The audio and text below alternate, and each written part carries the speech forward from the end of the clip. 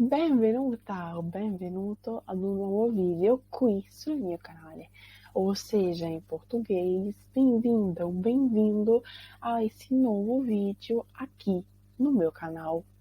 Hoje vamos continuar aprendendo como utilizar a preposição simples de e as preposições articuladas que são formadas por ti e os vários artigos determinativos, artigos definidos em português, ou seja, del, dello, del com l'apóstrofo, della, dei, degli, delle.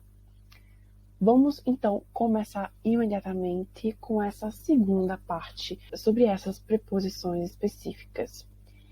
Quando mais utilizamos essas preposições? Utilizamos essas preposições também para responder a pergunta come, ou seja, como. Exemplo, di cuore. Grazie di cuore significa obrigada de coração, né? Muito obrigada de coração. Por exemplo, também di qualità, de qualidade. Eu comprei um queijo di qualità. Ho comprato un formaggio di qualità. Eu comprei um queijo de qualidade, de qualità. Ou também di persona. Ho incontrato Maria di persona. Encontrei Maria de pessoa, né? Pessoalmente, di persona. Ou se não, di fretta, que significa com pressa. Oggi andavo di fretta. Hoje eu estava precisando fazer tudo depressa, com pressa. Então eu vivi hoje com pressa. Oggi andavo di fretta. Ou até di nascosto, que significa escondido. Ho incontrato Carlo di nascosto.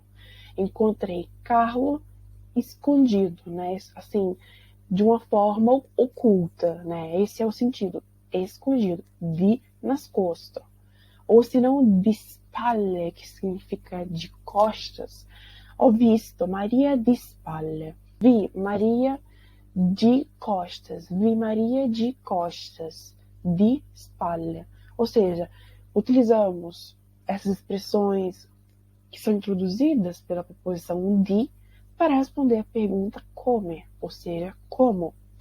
Também utilizamos a preposição di com valor temporal, com meses, estações e partes do dia.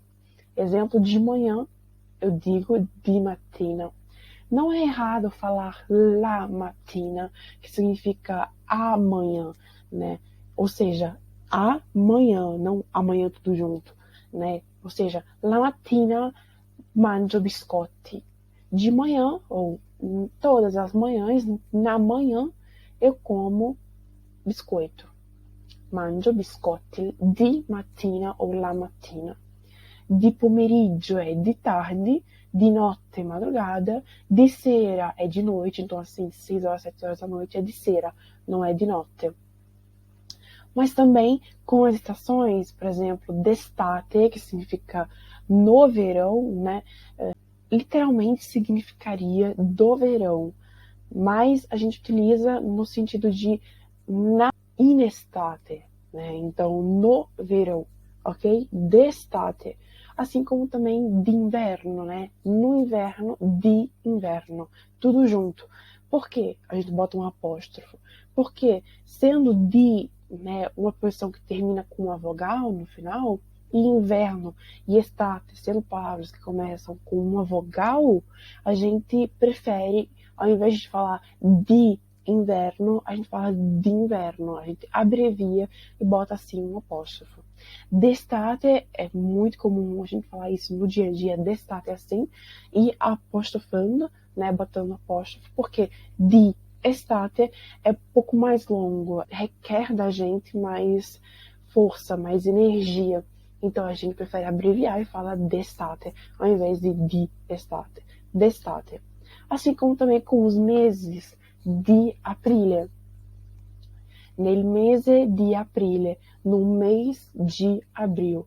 Di aprile. Você também pode falar d'aprile, né? Botando o apóstrofo e tirando o i de di, d'aprile, do mesmo jeito que a gente fez com de inverno e d'estate. Não é errado, tá? Di aprile ou d'aprile, tirando o i e botando um apóstrofo logo ao lado do d, e d'aprile é mais rápido, se você preferir. Também usamos a preposição di, assim como as preposições articuladas del, della, dello, del, dei, delle, degli, para indicar uma certa quantidade de. Isso é muito importante, eu quero muito frisar isso, porque a gente usa isso demais no dia a dia, nas provas, a gente usa isso muito, muito, muito. Del pane significa uma certa quantidade de pão, ok? Não é especificada quanta quantidade, não significa muito pão ou pouco pão, significa uma certa quantidade de pão. Vamos ver um exemplo de frase. Vuoi del pane? Ou seja, você quer uma certa quantidade de pão. Vuoi del pane? Del pane. Por que del? Porque pane é um substantivo masculino singular nesse caso, certo? Cujo artigo definido, cujo artículo determinativo é il. Então, tem que ser dele, não pode ser dello pane. Não pode, porque pane tem o artigo definido il, então tem que ser del pane. Vamos ver em outro exemplo. Della spremuta, uma certa quantidade de suco. Existe também a palavra suco, como no português, só que com 2C, com a doppia T, que significa suco, mas pode ser um suco daqueles que são vendidos no supermercado, um suco. Então, para ser mais assertiva, para eu ser mais assertiva para a pessoa que está querendo comprar um suco, né, da fruta mesmo, num bar, você diga spremuta, que aí no bar, na cafeteria, eles vão espremer ali a laranja, no caso, por exemplo, na hora para você. Spremuta. Della spremuta. Exemplo de frase. Mi potresti versare della spremuta? Você poderia botar para mim num copo uma certa quantidade de suco? No il mi, aqui, o mi aqui a gente traduz como para mim. Então, della, nesse caso, qual é a função? É indicar uma certa quantidade de, uma indefinida quantidade de, né? Também, no caso de delle cose, significa uma certa quantidade de coisas. Por exemplo, numa frase, ho sentito delle cose assurde. Eu ouvi uma certa quantidade de coisas absurdas. Delle cose assurde. Delle, porque cosa, no italiano, é um substantivo feminino singular, cujo artigo determinativo, artigo definido, é la. No plural, le cose. Então, para formar, né, a preposição articulada delle, né, a gente pega o di e o le. Di mais le, delle cose assurde. Exemplo com a preposição articulada degli, nesse caso, degli amici, uma certa quantidade de amigos. Exemplo, ieri sono uscito con degli amici. Como aqui tem sono uscito, quem está falando é um homem. Se você for mulher, você pode falar ieri sono uscita con degli amici, tá? Eu botei aqui na frase ieri sono uscito, então eu vou falar ieri sono uscito con degli amici. Ou seja, ontem eu saí com uma certa quantidade de amigos, com alguns amigos, ok? Saí com alguns amigos. Ieri sono uscito con degli amici.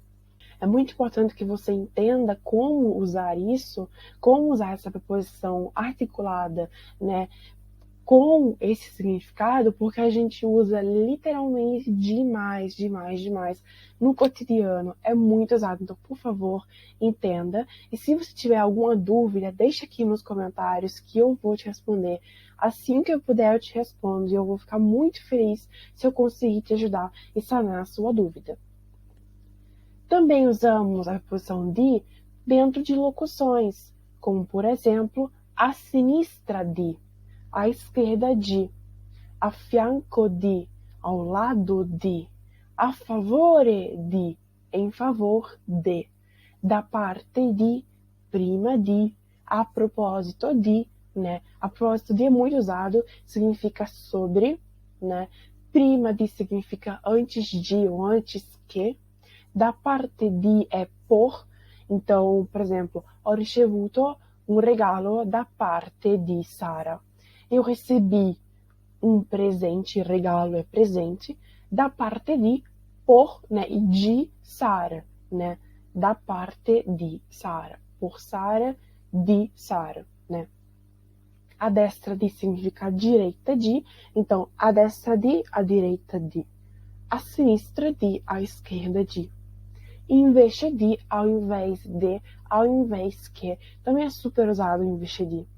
Como também usamos a preposição de com algumas palavras com sopra, sotto, dopo, dietro, su e senza, più pronome personale. O que significa?